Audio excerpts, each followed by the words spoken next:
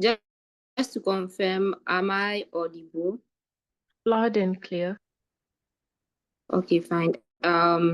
Before I start my speech, I would like to give some shout outs here. Biggest thanks go to God. I'm a Christian. I'm grateful for how far He's brought me. And then to my partner, he's been wonderful since the beginning, even to the point of nearly being hit by a car yesterday. To everybody in the UCC Debate Society, thank you very much for the love and support. And to my friend Florence, her gadgets came through for me at the last point when mine failed me. But most importantly, this speech is dedicated to every single individual who is going through something, yet has to show up every single day, pretend it is okay, and smile regardless. This is our speech. Let's do this. Assuming I'm still audible, I will be starting my speech in 3, 2, 1. From opening government, we think that the first concession to be made within the debate is that the debate cannot be run on feasibility. CAP was wise. That is why an info slide exists. This is a final. We don't want anyone coming to argue how impossible it is to redistribute sadness, because the motion already assumes that this can be done. So we don't want any form of arguments like that within the debate.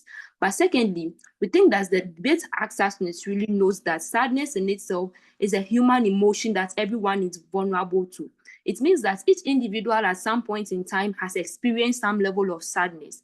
But most importantly, we need to consider that sadness sometimes falls or happens to us without our permission. It looks like how refugees in war zones are exposed to some level of sadness that they did not consent to. It looks like how these individuals in themselves did not commit any crime for which reason sadness has befallen upon them. It means that it is just fair and just that we accept a technology and a world where society has evolved to the point where we can create a universal opt-out, and that is where we think that that is where the world we defend has gotten to right. We think that unlike status quo, where people have no choice when they have sadness than rather to swallow it or to necessarily opt into things like suicide, etc. Our world is one that says that let's redistribute this sadness that you have to everyone across the globe, such that you would be able to relate to individuals who also share your pain. But most importantly, the burden of carrying this sadness around is one that is limited, right? Two things to prove within the debate, right? We think that the equalization of sadness leads to a more just and ethical global landscape. You guess that within our speech. But secondly, we think that the redistribution benefits individuals and necessarily than just the harms of redistribution according to emotional autonomy, right? But we think that principally it is fair for this redistribution of emotions to happen, because we think that that feeling in itself is one that necessarily clamps down on human agency when it becomes a burden to the individual that carries it. What does it mean? It looks like how when people have a disproportionate amount of sadness, they may be unable to accommodate it. And that's what leads to things like suicide, like I've told you earlier on. The reason why this is bad within the context of today's debate, because we are not just talking about the individual, but the people that surround them. A world where people commit suicide is a world where it affects the globe as well. Why? Because these people have families. In a world where your family commits suicide, what happens to you? You become sad. That sadness cycle continues. Our world breaks that cycle. I'll show you how, right? But secondly, it looks like how in our world, when there's some form of when there's that distribution, what happens is that we give room for closure, unlike what happens in society. The reason why this redistribution solves the problems that I've highlighted to you is that in our world, there is a propensity that the sadness you feel now is one that will not be equal, is one that will be reduced when there is a global sharing of this sadness. Why? Because when we share sadness across a vast majority of people, the burden on you reduces. It means that there's a propensity for you to not go into these dangerous acts that I've already showed you affect society at large. But secondly, we think it is a world that breeds some level of empathy, right? Why is this true, and why is that important within today's debate? We think that when that empathy happens, or when that happens, the reason why it breeds empathy is that everyone is really now recognizes sadness as an everyday emotion, something that everybody can ascribe to. And that's how come now people feel the need to help the next person. Unlike status quo, where you have a group of individuals who assume that people are sad because of their own actions and inactions within society. People who believe that it's our own temperaments that are causing us to become sad. And that is why you hear tags like you are so sentimental, you are so emotional. What that does is that it further decreases this person's agency and makes the person feel less on their side. On our world, where we are able to preach empathy, what we do is that we create some form of community solidarity. The reason why community solidarity is important is that it fosters collective societal growth and formation, right? But secondly, we think that it also creates an emotionally stable society that fosters collective growth, because that is what empathy does, and we think that is very important, right? But secondly, we think our world is one that corrects years of systemic injustice and wrongdoing. Why? Because earlier on within my frame, I've already shown you why most of the times the things that make us sad are not the things that are our fault, right? So it looks like how when you share sadness globally across the globe, what you do is that you allow an individual who is facing the problem of sadness, something that they didn't necessarily cause themselves, to have a little bit of a relief. What that is that you make it fair, right? Because when there are some individuals elsewhere who probably have propagated that particular sadness, they get a little bit of that problem that they have created within society. I think that is a level of fairness that we want to push within today's debate, right? I'll take your PY. 3, 2, 1. But For we a also rich think person to pay for therapy, if a rich person is paying for therapy to overcome their sadness, why do you think they'll have superfluous money to help the other poor person who is also sad? you see, that is the problem. The rich person has money to pay for therapy. Me, the poor person, I don't have the money to pay for that therapy. But most of the time, the reason for my sadness is as a result of something that rich individual has done towards me. It looks like Africa and the West. Those people have money to go for therapy, but who pays for therapy for us? Nobody. In our world where there's redistribution of sadness, they get a bit of what we feel, and they'll stop tagging us as people able to get over colonization after all of these years. But so, look, we think that the reason why redistribution also allows for some form of stable emotional equilibrium, right? That necessarily propels individuals from being pushed beyond their own coping capacity, right? We are able to reduce the effect of cyclical pain on our side because we create a system of collective growth. That is what you get on our side, right? Unlike what you get on the side of the other people, right? You see, panel, when you go to the liberation today, you need to remember that every form of technology that has existed within generations is one that has faced a lot of criticisms, like what O and T are coming to tell you within today's debate. But society at some point in time grew to accommodate these things because of the utility it provided. In a world where opening government has been able to explain to you that this particular technology and the idea of redistribution is one that has a huge level of utility, something that we cannot even comprehend within them now, it is only fair and just that we buy into this particular ideology, because if we are able to redistribute sadness, people like me do not have to wake up and accommodate it every day. We redistribute it, and then people can relate to it and help us at the end of the day. Don't buy into the world of opposition. Opening governments carries the debate on any day. Proud to win from OG. Hear him. The House would love to thank and excuse that speaker for that very fine speech. I'd love to welcome the leader of opposition to start up the debate for side 00. Here. Am I audible? Yes, you're audible. All right. I can no longer see the timer. Is it coming up? Anele?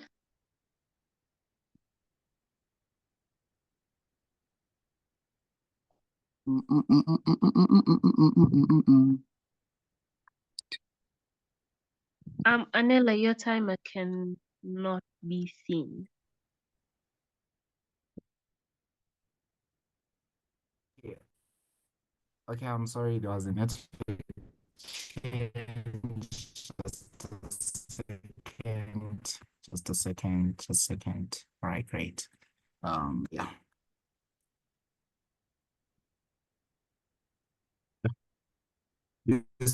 All right. You can see. I can see it now, but it's not like it is 0 minute 24 seconds. Can you please return it back to like 7 minutes 15 seconds?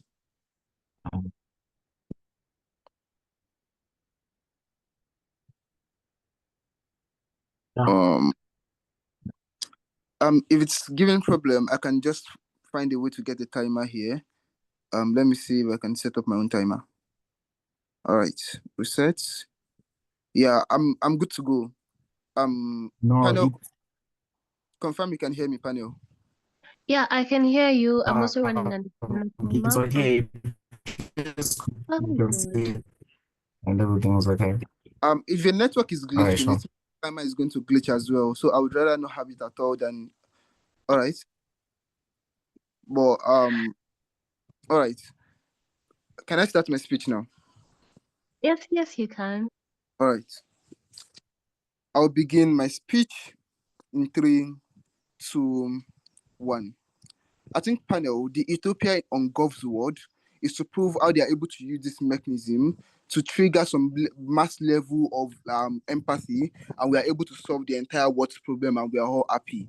That is the utopia on Gov's word. If they are not able to prove how they are able to solve the world's problem, it means there's a problem, and we are going to prove it in our case. Let's then go on why. The reason why we think this particular problem that exists within the world we live today is impossible for us to solve totally is because of things like number one, there are natural disasters that are out of control of humanity. Things like volcanic eruption, earthquakes, pandemics. All these things are not things we can solve with technology or technological advancement. Secondly, things like human greediness and human desire to always accumulate wealth. All these things are going to still exist. Humans are still going to be selfish anyways. So it means we are still going to have things like capitalism. We are still going to be having things like ideological supremacy. All these problems are still going to exist anyways. They have to prove a mechanism by how they solve these particular problems.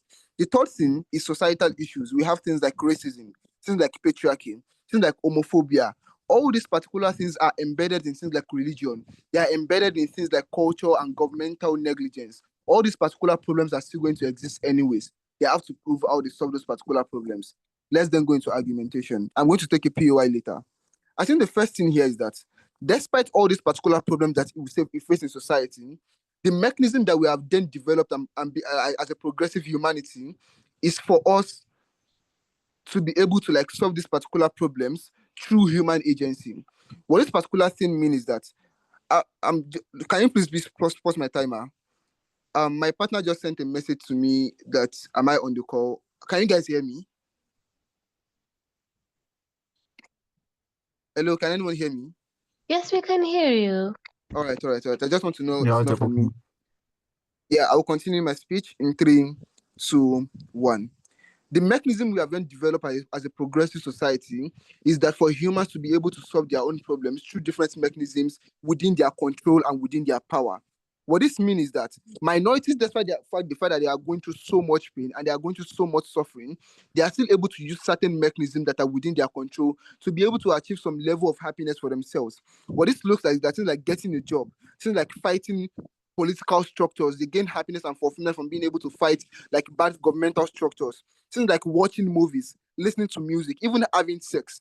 All these particular things are targeted towards the ability of humans to be able to achieve happiness on their own and on their own control, especially when the world's problem that dictates and factors into their happiness are things that are out of their control and they cannot control at the end of the day. The impact of this argument is that it erodes people's ability to be able to like seek happiness at the end of the day or control their happiness.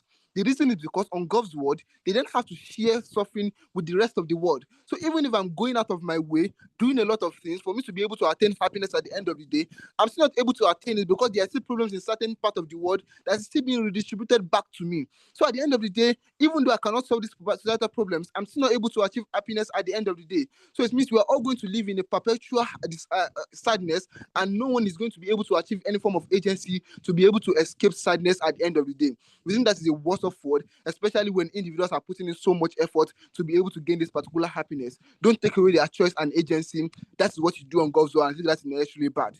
The second argument is on how we gain like minority solvency. I think the biggest case would be like, oh, some certain individuals are the reason for why some certain individuals are suffering. Things like slavery, things like patriarchy. So for this particular thing to be fair, they also have to share in the suffering at the end of the day. But I already proved to you that some individuals are innocent, so they should not share in this suffering. But secondly, let's even say, oh, some certain individuals are the bad guys that need to also suffer from these particular problems. The reason why this is unfair, or why this is solve the problem at the end of the day, is that the reason why these individuals even have the motive to even want to listen to your cries or listen to your advocacy at the end of the day is because of the guilt that they feel, because they see themselves being happy, they see themselves being enjoying benefits that they hand at the expense of your own happiness. So it means they start to feel guilty about those particular things and they want to share them with you. That's why we have a lot of international organizations donating money to developing countries, donating money to like NGOs to be able to alleviate world poverty or to be able to like increase a certain level of happiness for a lot of people at the end of the day. So it means they try to share this happiness because of the guilt that they feel at the end of the day. But you then take away this guilt the moment they also start feeling the sadness, because now you distribute the sadness, and they also start feeling sadness on some level of on equal level. What this then means is that they then start internalizing that, oh, if I'm feeling the sadness that you claim the suffering you claim you are suffering at the end of the day, the sadness you feel, I'm also sharing it with you. Then what is the motive or the incentive for me to want to help you, or for me to want to help you alleviate that particular poverty at the end of the day, since I'm no longer feeling guilty, since we are already sharing it together? What this particular thing means is that you don't remove that particular motive away from them. If they're not doing it, like we are doing like 10% in society in status quo, they're not going to do it anymore. But it even gets worse because they don't have an incentive to want to earn their money to be able to cushion their own sadness. Because then, like, and it even become even unfair more, because you are suffering, you are going through some level of sadness, and you have no money to be able to like escape that particular sadness. On this big bad guy side, they have money to be able to cushion their sadness. They can go to therapy. They can go on vacations. They can do a lot of things with their money. They can go to club, and they're able to like reduce their happiness to the minimum and to the like that's to a certain level. So it means at the end of the day, you're not creating any solvency for minorities. We think it is better on our side of the world when minorities are the one feeling that particular suffering. Number one, it gives them the motive to always fight these particular structures. But secondly, these structures then feel a level of guilt that them like pushes them or motivate them to want to help at the end of the day. Do you have a PI from closing shoot now? In 3, 2, 1. I think that is time. Panel will tell you that you think it is a worse of word when he wrote the only motive that this particular bad guys have to help at the end of the day. And I think this responds to the biggest case from opening opposition by saying, oh, we are going to trigger empathy in everyone.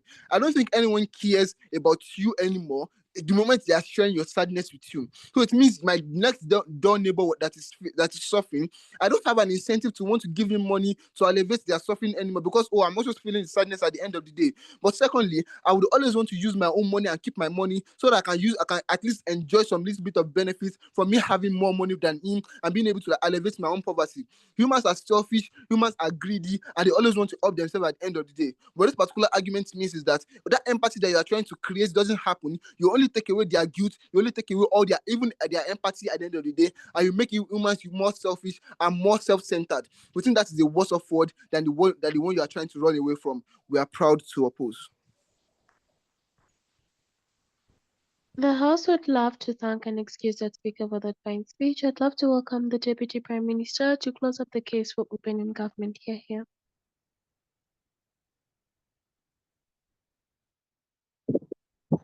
Am I audible? Sorry. Okay. Just give me a second. I'm actually in town. So if at any point in time the noise in my background gets more than you can hold, please just let me know. And then I'll immediately move and then find a better position. That said as well, you can always ask POIs from my 4th minute, given that I'm the last person to speak on the opening government section. So feel free from my 4th minute, just barge in and say POI, and then I'll take you from there. Okay, just a second. Let me put on my timer, and then I'll begin immediately.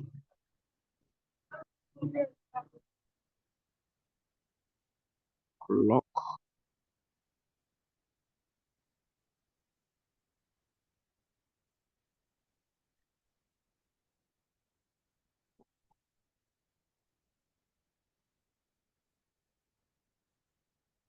Okay, the devil is a liar. Exactly the time when I'm about to speak and cars are passing by, but I'll be fine. Anyways. All right. I'm starting then in 3, 2, and 1. Panel. This is the debate we win from opening government. In fact, we are carrying the trophy home. But listen to this very closely. If this debate continues on the general narrative that sadness is a bad feeling, no team in government, whether opening government or closing government, will see the face of the trophy. There are simple concessions that need to be made in this debate, and there's good proof to why these concessions are important. The major concession is that sadness as an emotion has equal emotional importance as all the other emotions. This clarity takes out every connotation and perspective from up that paints sadness as an inherently bad feeling. Here's why. One, humans are exposed to the world and its activities in various forms. The sources of every emotion is generally random and uncontrolled. What gives us joy may be random, same as what gives us sadness. The depth of our sadness is usually as deep as the depth of our joy. Both emotions and all other emotions carry equal emotional weight. But secondly, sadness, just like all other emotions, can manifest in reality in positives, just like emotions like anger, joy, and all the others. For example, when people are sad, usually it slows their thinking and it can lead to positive outcomes like avoiding irrational thinking. Sadness also increases empathy. It can reduce impulsivity. This is the second layer of proving that this debate cannot be judged on the perspective of sadness being an inherently bad emotion. Now, here's what Mary tells you. Mary argues on three different levels. One, she argues that in status quo, there's an arbitrary distribution of sadness that emanates from various levels of structural injustice. Given that the source of this injustice is no fault of people, it is morally and ethically just to pursue global cohesion and justice by pursuing a redistribution of sadness using this technology. The second thing Mary tells you is that the positive of sadness in and of itself makes it even more moral to subject everyone to reaping of these benefits. Another justification for this technology. But finally, she proves to you how status quo reflects extreme emotional disparities, and she shows you why this is destructive and why redistribution is good. If you did not capture any of this, I would highlight them for us to win this trophy. But before I go on to highlight a case and probably give you two more extensions, I'm going to take out this clash because the biggest argumentation from all, which would probably also come from closing opposition, is that people own themselves and their agency, the conversation around individuality. And so the basis for judgment should be that people should not be subjected to things they don't cause.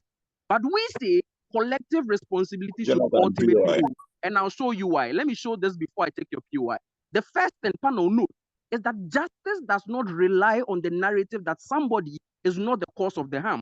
For example, we pay taxes that are used to create balance for the poor people, even though we did not directly cause their poverty. Countries fund climate repair, even if they did not pollute it. Moral burdens are not premised on the narrative of who did it and who did not. The second reason why you can't buy that clash is that the level of interdependence that exists already in status quo means that we already affect each other emotionally. Whether we like it or not, emotional states are contagious. They are socially constructed. We don't live in a vacuum, and emotional states are premised on the general emotional state of the society.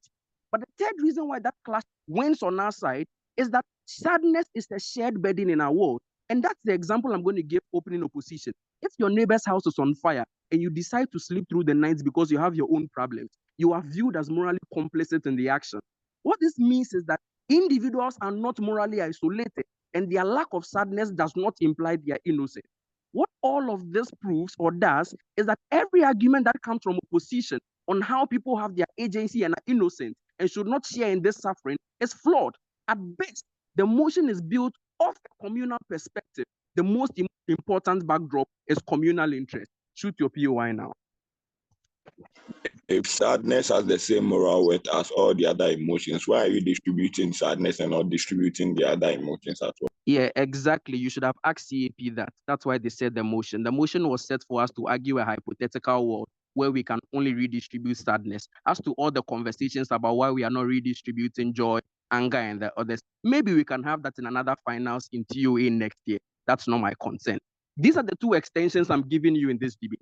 The first one is that moral progress of this world, especially in a hypothetical where we are arguing the redistribution of sadness, comes from collective sadness. So moral progress comes from collective sadness. Think of how civil movements, anti-war protests, they all built potential in the way that allowed them to move towards change.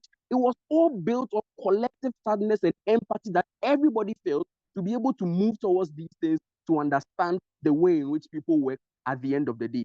But you need to also understand, especially when the framing that Mary gives you proves the positives of sadness in and of itself, it means that sadness can be a scarce good whether we like it or yes, and it can equalize human flourishing. Because you need to understand that sadness in itself is a finite cognitive emotional resource. It shapes your perception, your decision making, your values. When you redistribute sadness, you can optimize its utility across all populations, and you can balance psychological and socio-factual functions. The reason why this is true is two levels. One, because I've already told you that sadness has an instrumental value in and of itself. It slows thinking, increases empathy, reduces impulsivity, all these things. But the second thing is that people who generally do not feel sad and all these other things, Mary tells you, most often than not, they are less emotionally intelligent. What this means is that the positive of sadness in and of itself, through redistribution to all persons, can create a generally emotionally intelligent globe. But beyond all of these things, Mary tells you three major things. And let me do a quick highlight while I do a rebuttal of all that you get from opening opposition in the next 1 minute that I have from us. Opening opposition says, well, we need to prove how we solve things like racism, homophobia, capitalism. Panel notes this, and this is why people don't win finals. There are certain burdens that exist outside debates. You don't tell people to prove every burden that exists in this world unless it is explicitly defined by the motion. Mary's argumentation is simply to prove to you that sadness has an inherent benefit. Redistributing it creates a better world. I have proven to you why communal benefits are better than individualistic narrative. You can't tell me how I solve all the other problems that exist in the world. For fuck's sake, sadness is not the only thing that causes racism. Maybe extreme joy can cause racism. I don't know, but we can have that in another debate. But he also says in another case that guilt and sadness are unique. Once big corporations don't feel sad, they lose their guilt. That's a crazy extension, especially when Mary tells you sadness is directly linked to empathy. You don't see how that works. Proudly, government. Okay, great. The House would love to thank and excuse that speaker for that fine speech. I'd love to welcome the Deputy Leader of Opposition to close up the closing half side of the debate, opening half rather. Hear him.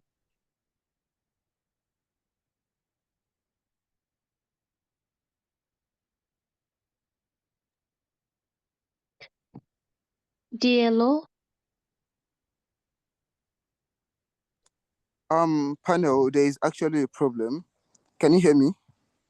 Yes, I can. The problem was my partner didn't inform me that he couldn't join the call initially. So I started the call waiting for I didn't even know he was not on the call until I finished my speech. That was when he called me. So I just realized during the DPM speech that he was not on the call. So he said he's trying to download it because he said it was quite late, the Zoom call. So he's just trying to download it. And he's saying he's having issue. He would need like 6 to 8 minutes. 6 to 8 minutes. Yes. That's an entire speech. Like, it's really, really terrible. I agree. I'm very, very sorry. I should have confirmed it, and he should have called me as soon as he couldn't log in. This is getting like, you already got too long before you called me. Is that way you could, I don't know, fasten the process? Yeah, Equity, can you check like the cup group as well? Yeah, hold on.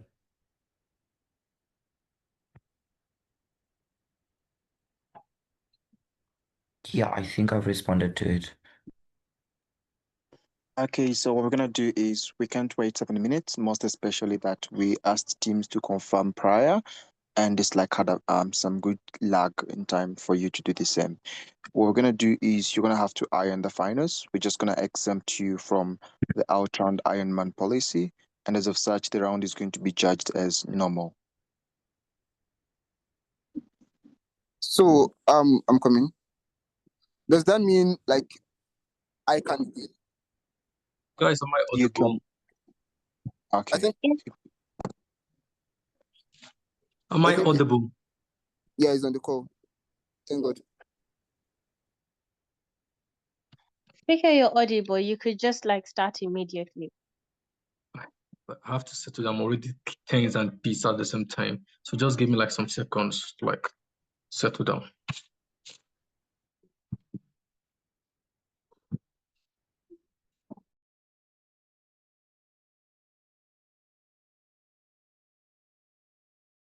Okay. I'm going to take my POIs via voice. Please just unmute from my 5th minute to ask a POI, I will gladly take you.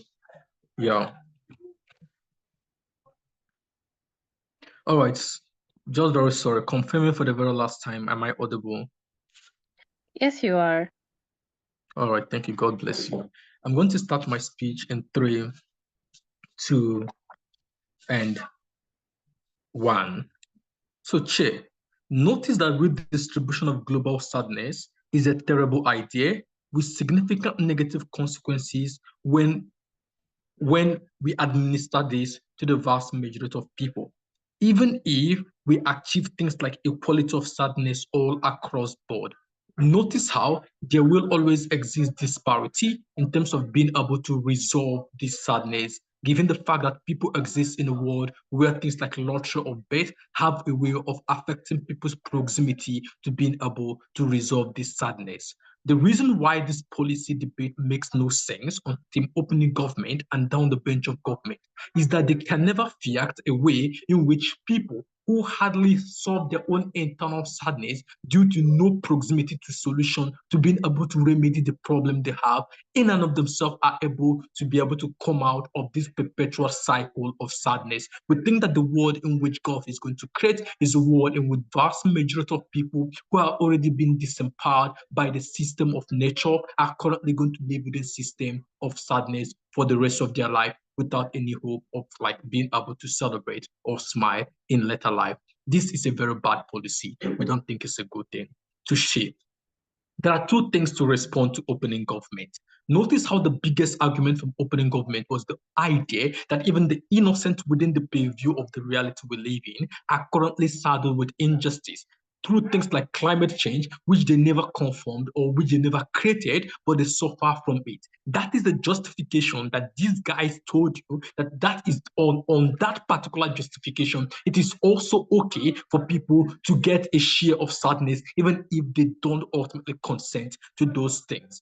2 responses to why that in itself is different. Notice that in the idea of like people suffering through things like climate change as a result of one nation or one nation state action, like the action of the United States that ultimately affects ocean tide within the Caribbean, the explosion of nuclear weapons by North Korea, which vast majority of other parts of Asian tigers suffers from. Notice how there are often mitigatory policies that exist through things like renewable energies, through things like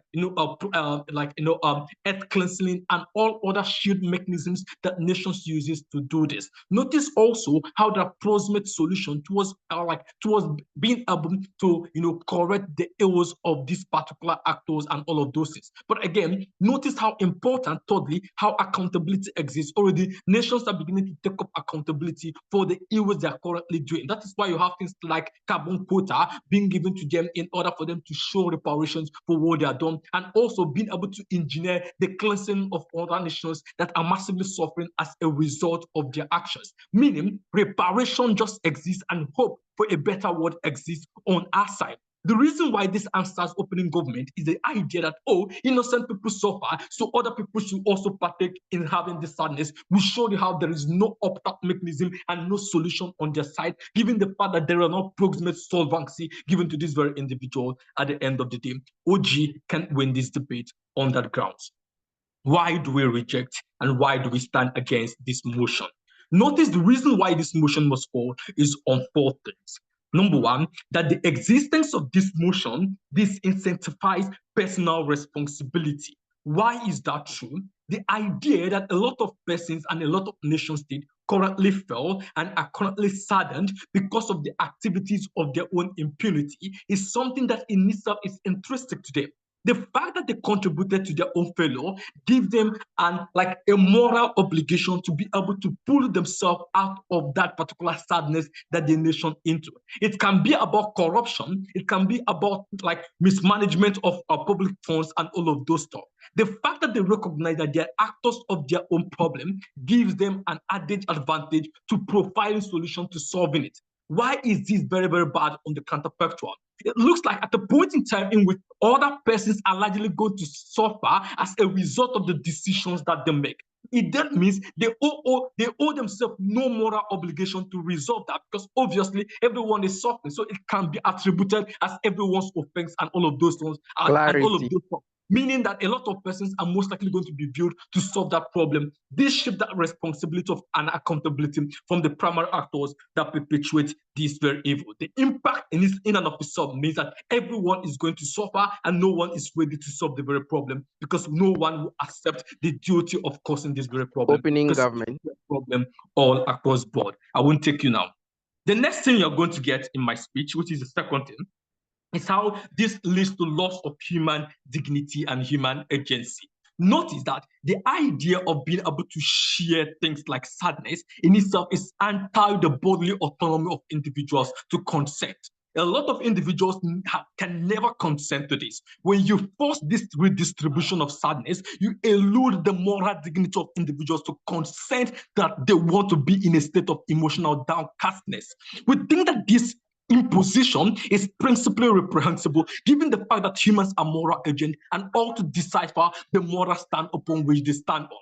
At the point in time you infringe on their bodily autonomy and inspire things like sadness to them as opposed to aspirational values of happiness that they hope to get, we think that that infringement is principally unacceptable on our side of the house. That in itself is bad.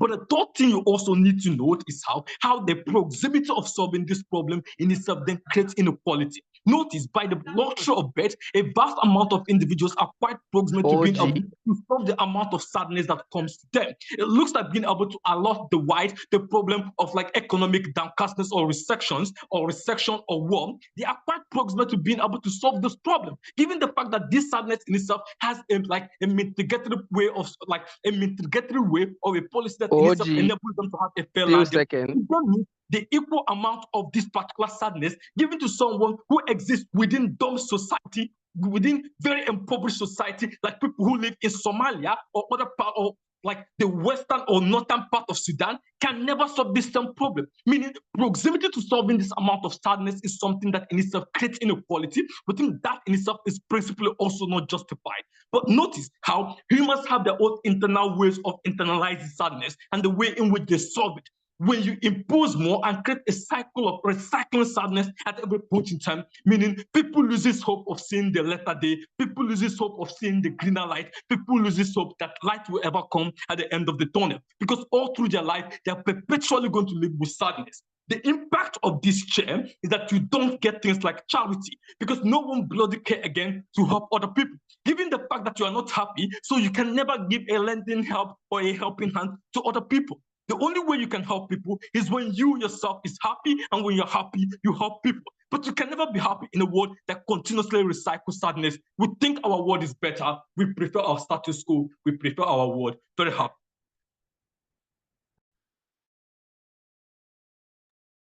The House would love to thank and excuse that speaker for that fine speech and to thank you all for a lovely opening half. I would like to welcome the member of government to set up the debate for the closing half here. Hello, am I audible? And can I take 10 seconds? Yes, you're audible.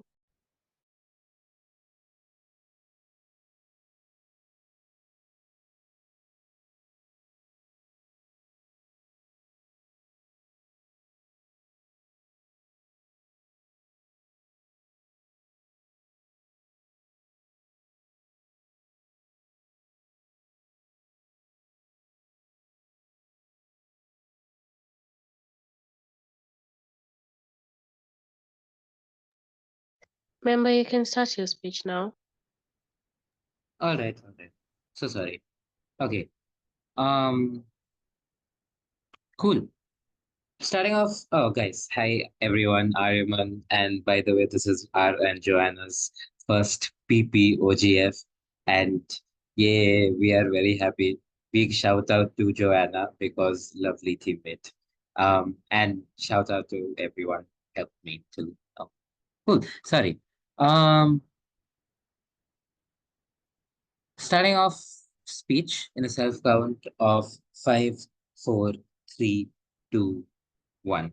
I think the entire op case falls because they never go ahead and tell you why this kind of like happiness that like amount, like why this kind of sadness that amounts as people is automatically going to deter their overall comparative happiness that they feel on a daily basis. But we'll get to this rebuttal a little later, right? Firstly, on characterizations, four pieces of characterizations you need to know. One, emotional stability is tends to be tied to like external situations at all points in time, right? But two, this gets further tied on a long-term basis to a more larger degree, right? This looks like, oh, the like consistently disenfranchised people, etc., face more like consistent issues on a daily basis, such as like alienation and lack of like structural support, which means that that kind of consistent sadness is felt more towards them in a daily basis, right? Three, these long-term consequences and outcomes, they drive emotional stability, which means that it's the most proximate need, as emotional stability is the most proximate need for people in the current kind of capitalistic and globalized world, right? But four, understand that underprivileged people in general feel more sadness in general at all points in time because of alienation and less structural support. But also, this contributes to more of the world's like total like sadness scale in general, because hey, the like privilege, like this is just intuitive, right? The privilege and the people who do get some more amounts of structural support, the ones who do get more amounts of familial support, etc., etc., they are the ones who like feel like in general happier, and they contribute less to the sadness scale in general because, oh, they do not divulge their emotions into the sadness spectrum, right? What then do we tell you is like the terms of our benefit, right? Firstly, in the most basic principle that the equal amount of sadness narrative is better for the world. What does OG says on this? OG says that, oh, it is dependent on the total like people are dependent on this because, oh, like because of this equal sadness, apparently morality is going to get better. And they tell you that morality, because this morality is there, they're going to consistently do things for society, etc. But they don't go ahead and tell you that why this morality arises out of sadness in the first place. We say that morality is dependent on individual being and like maybe some biological consequences or your external consequences in the first place, and how you currently feel and are about the mood, etc. Right? They say, Yeah. no, later they say that you feel worse if someone is like worse around you, but that's the flaw in the system, right? No one is worse around the system in a world wherein sadness is redistributed. They're all the same in terms of your emotional sadness, at least, right? This info is known on both sides, and hence they can never prove empathy, right? How do we then prove empathy on CG? We tell you that, hey, it is dependent on the total increase or decrease. In comparative, on the counter fact, it is consistently dependent on hegemonic individual betterment at all times, and the individual right to be able to choose for your own ability to like, you know, better the external consequences around you, so that, oh, you're able to get more happiness. We think that structurally people who are privileged are able to do this better, and people who are underprivileged are able to do this worse. But understand that now rich people and privileged people have an incentive to be consistently tied down to some amount of global redistribution. This looks like a consistent incentive to want more like total happiness in the world, right? Which means that more amounts of focus is going to be drawn on a large scale nationalistic level and like even like international level on like underprivileged disproportional like betterment, right? Which means that more amounts of aid, more amounts of support, etc., more amount of charity prioritization by the rich, etc., is going to be consistently likely as a social narrative, right? But secondly, it also actively draws eyes on like large scale protectionist and like nationalist regimes in the first place. This looks like, oh, very orthodox regimes within religions, like the fucking wars of like Israel, Palestine, etc., etc., not being completely ignored by like international hegemony in the first place, because they're more likely to go ahead and like to stop that stuff, because those kind of large scale destruction causes mass amounts of like sadness in people, which is likely to get redistributed and make the total sadness of the world worse in the first place, right? At every point in time, the world has an active incentive to oppose this. I will quickly take up your. All right. So if you are saying that human beings want emotional stability, why will you be distributing sadness to them that they have no control over? How do they get the emotional stability in your world when someone's sadness can just be added to theirs? Cool. And I think this is the entire like rebuttal which goes ahead and deals with the, oh, you can't attain happiness at the end of the day narrative from opening up as well, right? We tell you that your amount of happiness doesn't change in you. We tell you that sure, your amount of like sadness is like, dependent on the world's things and all of that. Sure, the amount of happiness you can probably feel on like a day-to-day basis changes given your amount of like given your like external circumstances, etc., etc. But note, it is unclear why this sadness deters it to more so of a degree, given that everyone feels their happiness on a comparative scale to their recent times in the first place, which means that they compare that, hey, nothing exciting was happening around Yo, me now, which means that later, which means that, oh, my life is numb, my life is like monotonous, etc., etc. And one day something very good happens to me and I feel a lot of happiness towards it, because hey, it is something different to my numbness in it that I used to feel before, not in comparison to my sadness also, right? Sure, it's dependent on sadness, but we think that the moment it gets equalized, it's better. Why is it even better then, even if it makes people lose that agency? Because underprivileged people feel less happy in general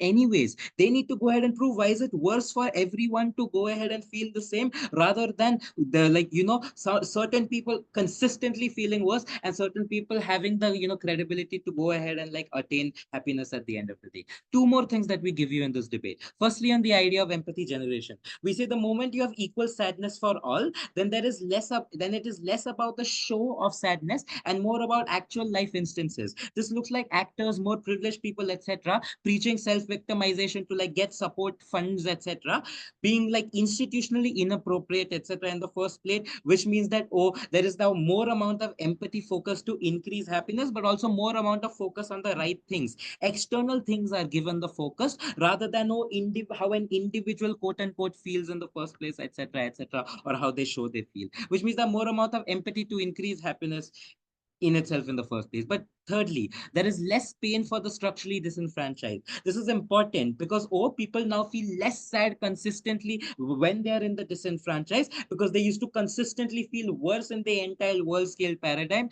when they were not. This is an important thing which the whip will cover. Fine. Proud to propose. The House would love to thank and excuse the member of government for that fine speech. I'd love to welcome the member of opposition to start up the case for CEO.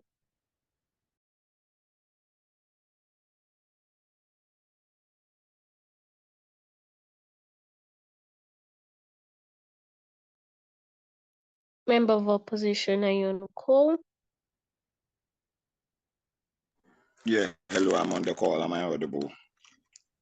Yes, you are. All right, great. I don't have any shout outs anyways. I think it's been a great final thus far. And all the best to everyone. Closing opposition is already winning. So I'm starting my speech in 3, 2, 1. I think there's a massive deadlock that happens within the opening half, and that's why none of them is going to win the debate. Because OG says that people don't do good because they are not sad enough. Hence, on their side of the house, they increase empathy on their side because they redistribute sadness. Then they fiat that research has shown that sadness is linked to empathy. OO also says, well, people will be solving their own sadness, and so they will not help you. This is a huge deadlock which is not broken. And the way this is simple. When we break this deadlock, it means that we win. The way in which we are going to break this is that I'm going to prove to you why, with or without sadness, people still do good and philanthropy. That shows two things. One, that there is no urgency for this policy because it solves no problem, it gives no exclusive benefits, and there is no overarching positive delta and benefit that outweighs the harms. Meaning that even if all what OG is saying is true, it's not an exclusive benefit to sadness, and that's why they are not going to win the debate on that side of the house. And it also throws closing government out of the debate. But secondly, this also outweighs open opposition because we are going to prove that their pragmatic harm also fails and people will still do good regardless on that side of the house, making the opening half conversation out of the debate because none of them is able to prove why they win. So let me break the deadlock then. Why good and philanthropy is not an exclusive benefit of sadness and empathy. I'm going to give you 5 levels of analysis on this. One, First of all, generally, people like being seen as good. So let's be honest, when someone donates to a school or hospital and their name ends up on a building, that's not because they are sad. It's because it makes them look generous and important. People like praise, they like status. That doesn't just disappear just because sadness is shared around by a machine. Secondly, things like religion and culture teach people to help. So most people give because that's what they were taught to do. Most people give because, for example, like Allah says, they will give them like reward. God says they will give them reward. So things like zakat, all those stuff, to ensure that they are giving people benefits. When people are sad, most of the benefits like afterlife and all those things will still override the sadness, and people will still give anyways. In a world where people are not sad as well, they will also still rationalize the benefits and give anyways because all these rhetorics exist. Thirdly, people help because it makes them feel purposeful in general, and that's not because they are sad. But fourthly, we think that we help because we've also been helped. So lots of people give because they remember when someone helped them, or they imagine needing help like one day. They can imagine that probably they might need help one day and all those stuff. All these things show you that people don't have to be sad to feel empathy, which opening government does not even give you any mechanistic logical reason as to why sadness equates to empathy anyways, for them to say that that's an exclusive benefit of giving. It means that opening government is out of this debate. Opening opposition is also out of this debate. None of them is winning this trophy. I'm pushing two largely extensive contributions within the round. One, I'm going to frame to you why this increases the net randomization that exists, which is a double jeopardy. And this is going to be a principled case.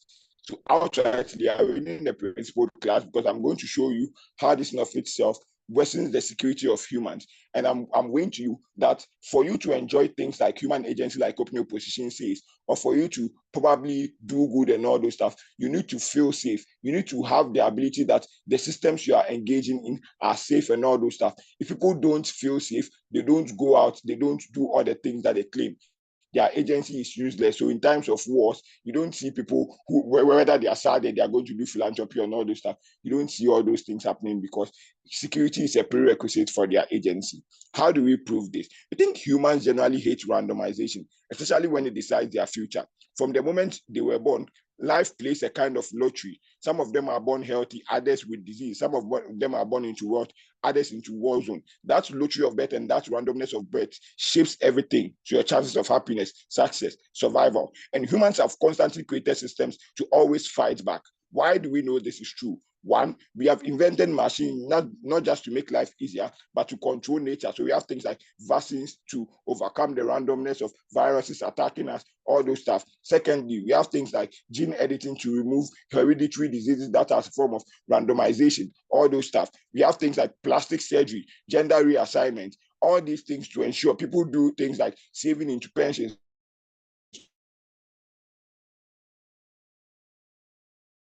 all those stuff to overcome the randomization, because security is a prerequisite for the maximization of human agency. Why does the pressing the machine and redistributing this thing principally bad? Because then it increases the net randomization that exists in status quo, because it strips away your control. If your suffering comes out of nowhere and you can do nothing about it and you cannot change, life starts to feel meaningless. It's why people fear accidents more than illness, because they feel powerless.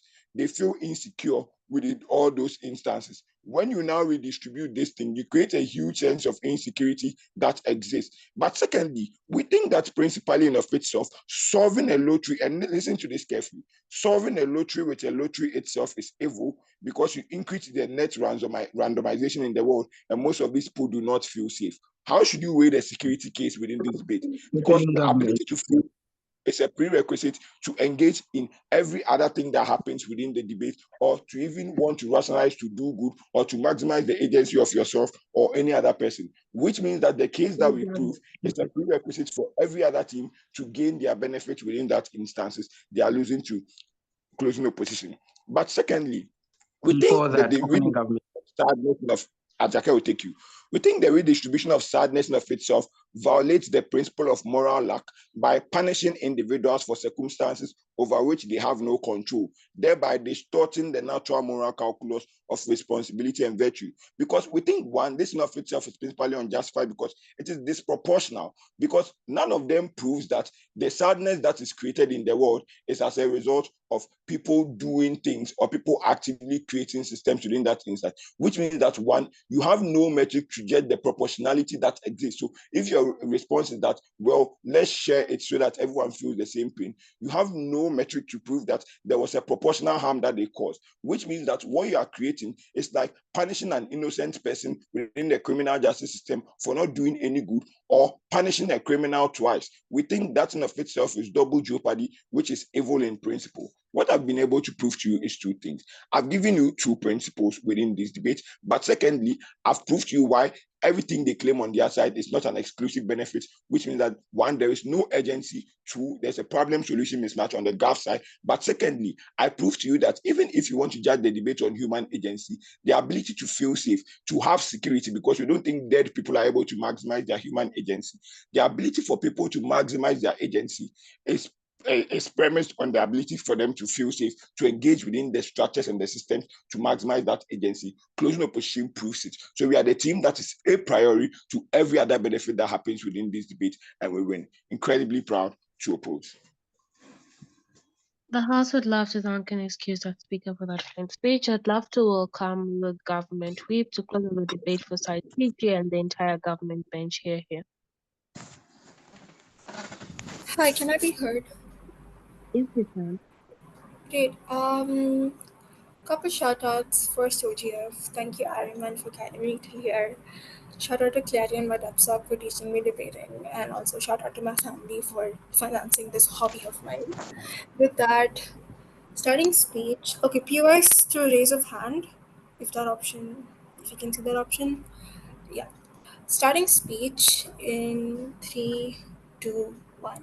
We win this debate simply because we're able to prove to you a world where most individuals are better off, and we prove on all why we're better than all three benches. Firstly, why did we take over PG and why are we logically superior to them? Simply because we're able to prove to you on a much better scale how accountability is measured at all points of time. That is, they don't ever tell you why there's consistent access or consistent work being done by all people to make the world better. In terms of like how pushes this harm, the people lack the motivation to go ahead and enact any possible thing because they're feeling sad all the time. They don't deal with that. They just tell you that there's going to be some sort of communal solidarity that's going to happen at all points of time. We tell you explicitly why there's going to be solidarity.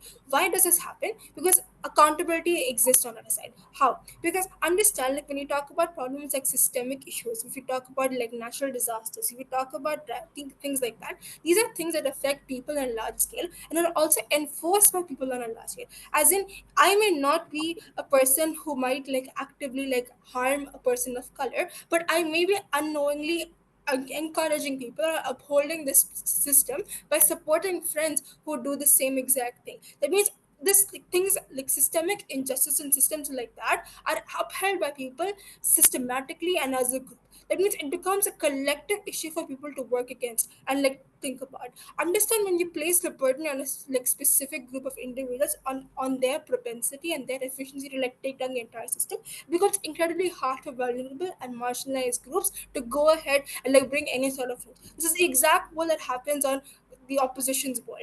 Every single disenfranchised human being has to go ahead and work extremely hard for getting their rights. It's entirely contingent on how they're able to convince the people in power to like get them like get some sort of help. What the reality is simple is that these issues are caused by a large group of people acting in tandem at all points of time, even the privileged and the underprivileged, and it takes collective effort. And how can collective effort only come? Only when like people collectively understand there's like a systemic issue that's going on. Why do we still think that we still win this debate, even if OR tells that people have a right over like their bodies and they shouldn't be like feeling sadness, this unexplainable sadness? Understand, most people are born into places that they have no control over.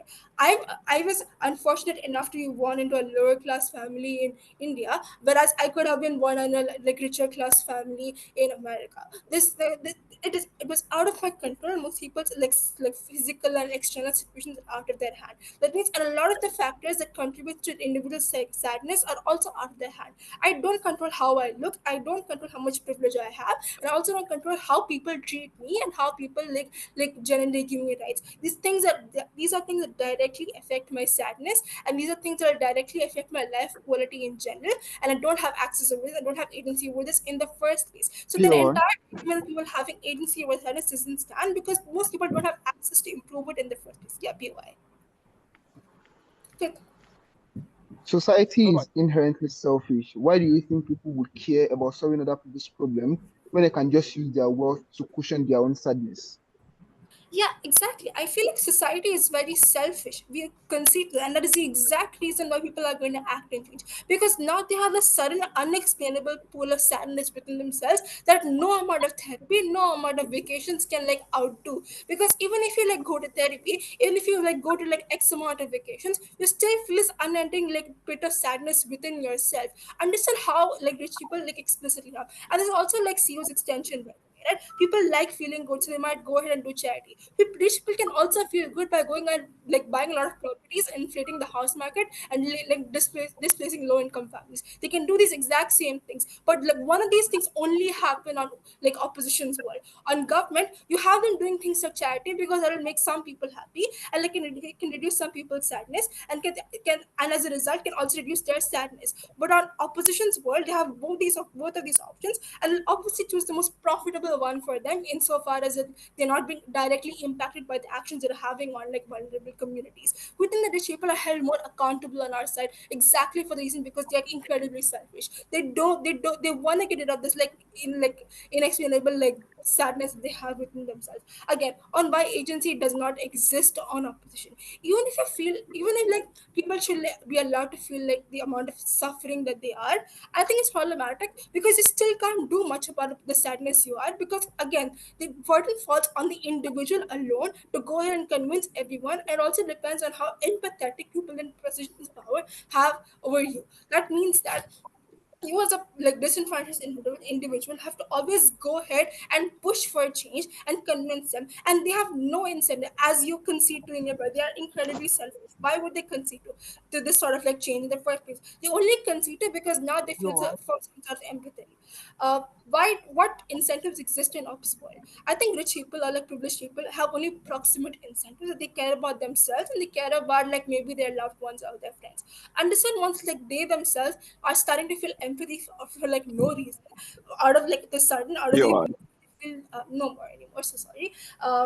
But there's a lot of they feel this unexplainable sadness for extended periods of time, and they can actually feel it reduce once you stop their terrible practices, buying homes and renting it out, or being bad landlords, Pure.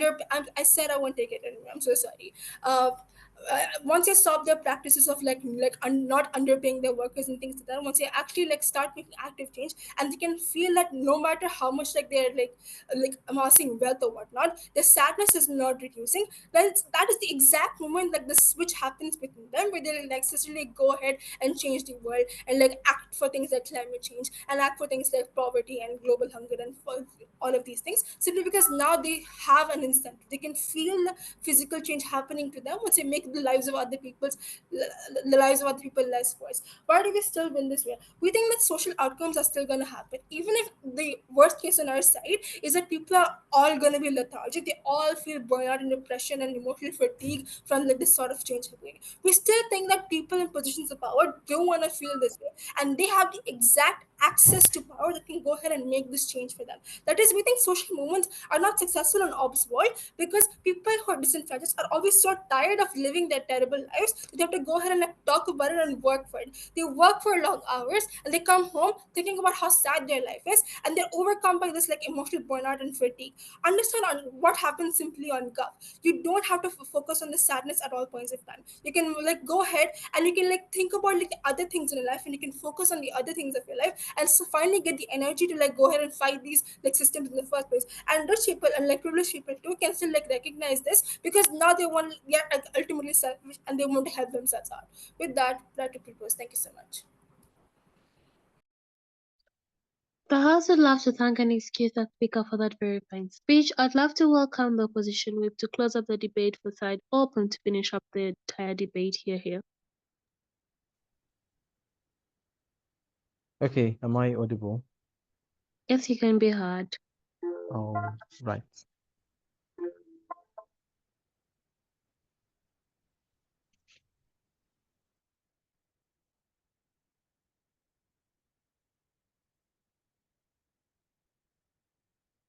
Okay. Shout out to Growth, to everyone, to the judges specifically, and to my partner Isel. It's been a lovely run.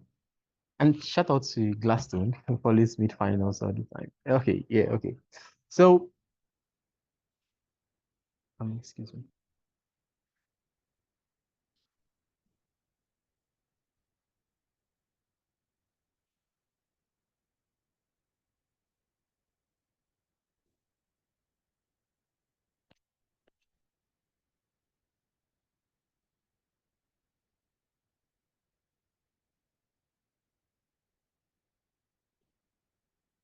Okay, so for POIs, you can unmute and ask POI. I'm going to start my speech in 3, 2, 1.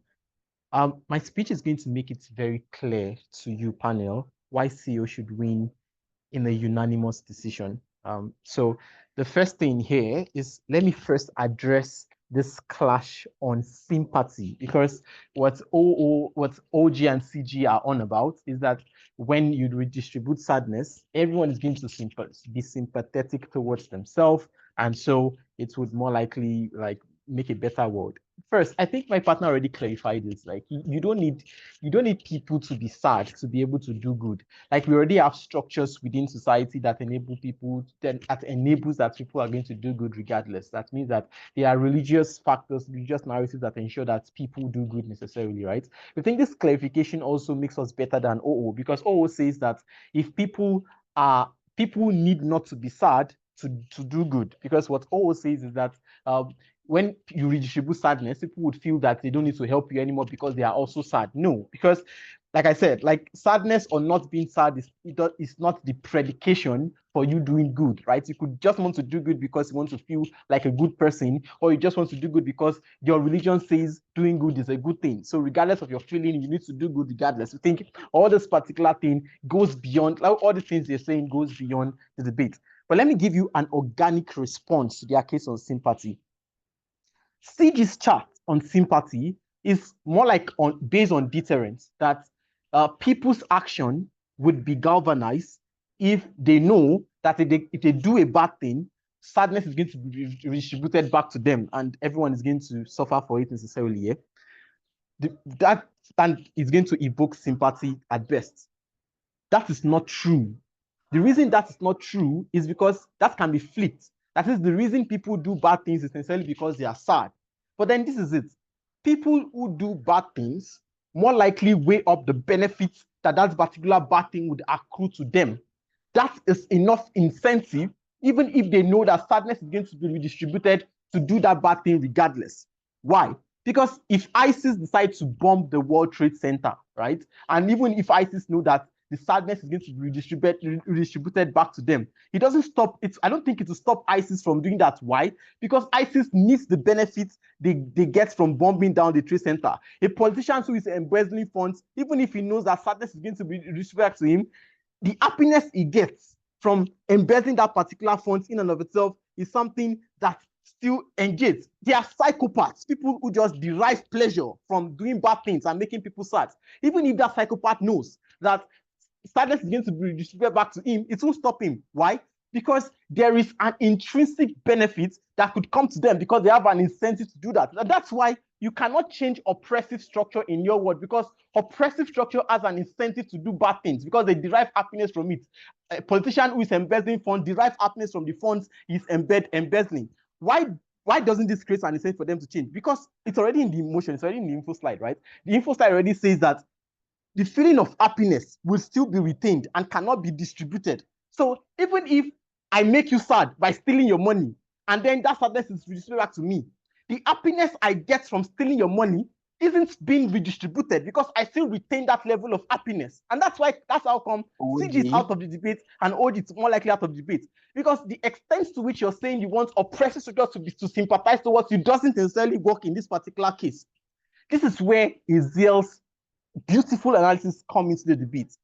He says, the fact of randomization worsens everything because human structure and human psychology has already been woven around building structures to fight against randomization, to fight against the lottery of birth, to fight against the fact that I'm born within certain things I can't control. Meaning, humans are trying to build systems to help them control certain things about their life. This is what happens. The extent to which you introduce the redistribution of sadness. It means today I can wake up and have an increased level of sadness. Tomorrow it can be decreased. The next month it can also be increased. I don't control that, right? It to a large extent quickens that feeling of vulnerability in people. But then secondly, the value of Ezeal's speech is to tell you how insecure human beings can be in that particular regard. But then secondly, given the instance to which humans always have this proclivity to fight against such kind of oppressive, uncontrollable system, means that it's going to be worse off in your world because people are going to make sure that they amass every possible happiness they could amass to make themselves secure, even if it means it makes other people sad. Because even if it means they are sad in the process, the level of happiness they get from that is not redistributed globally. Because at the end of the day, I steal your money, I am happy because I steal your money. The happiness is not redistributed back to you. Even if I feel sad, I still feel happy regardless. That's happiness you don't get in your world because the happiness I retain isn't redistributed. It makes Aze's case much more better because how people respond to insecurity becomes very vehemently important in the debate, right? To a large extent, because it's much more it's a priority to OO's case because for you to be able to value choice and value agency, you need to be secure first and foremost. You need to live in a secure, environment and in a secure world within this sort of regard. To an extent where you can't assure this, that's become problematic. Should that POI? So you say people can do good regardless. We say that there's a deeper appreciation of doing good when they can relate to the context of sadness. So they do even more good. You didn't listen to my response to you. You say that oppressive structures would sympathize and they will stop doing bad things because now they can feel your sadness. I mean, my response already kicked that out. That the fact that they get happiness from causing you harm, right, means that they will continue doing it, right, within particular regard, right? Because then it means that if your case wants to achieve people doing good, right, our world already have many structures that ensure that maybe religion also more like words particular things. But then at best, randomization causes insecurity that worsens everything because you cannot galvanize people's reactions towards certain things. If I'm happy, my reaction will be different from the next person. The same thing, if I'm sad, my reaction is different. Second, you cannot galvanize such reactions, meaning it is bad for you to create such insecure world because you cannot anticipate how people react to such randomization necessarily. But then secondly, since people would feel insecure, their reactions would be so much more tailored towards causing more destruction because now they are insecure within this regard. This is why CO is winning because security is the first paramount to every human being. The fact that they don't know what will happen to them tomorrow and then you're increasing such level of insecurity means that you're more likely creating a bad human being in terms of how they relate with society. It's more likely presupposes everything that happens in this particular debate, given the fact that human beings need to be secure to even do good in the first instance. But then secondly, your level of insecurity can dictate the extent to which you more likely cause harm to other people, which will create more chaotic society. Very proud to win. So I also would love to thank the opposition for that fine speech, and I'd also love to thank you all for a very lovely debate. Good luck to everyone else. You'll get to hear the results at the announcement, the finals announcement. I'm going to now request the panel to join me on deliberation room 1 on Discord, if that's okay with each and every single one of them. Yeah, it's okay with me. It's Fine okay by with me. me. I'm on my way. Okay. Adrian? Yeah, that's fine. Sure. The panel kindly hit Discord now.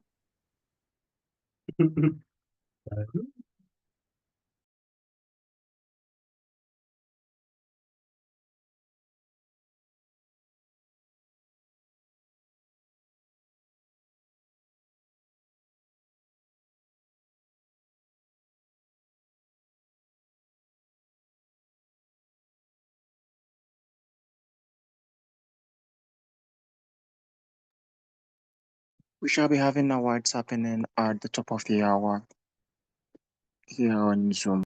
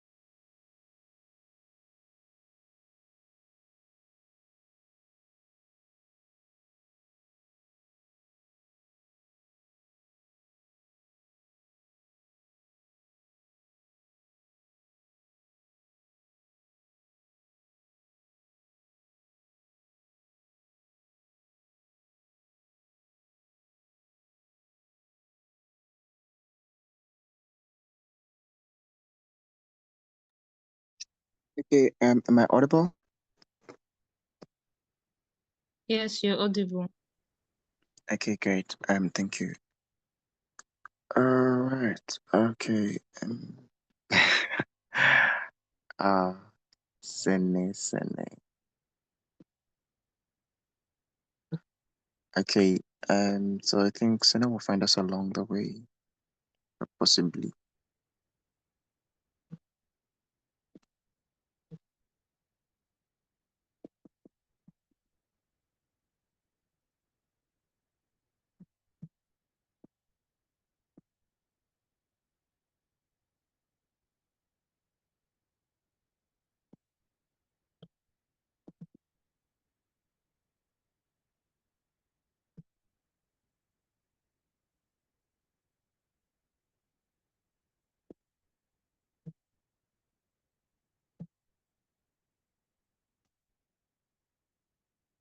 Okay, great. So I am guessing that my screen is visible on everyone's end. All right. Yep. Okay, great. So so this just marks the start of just a minute. I'll just record this as well.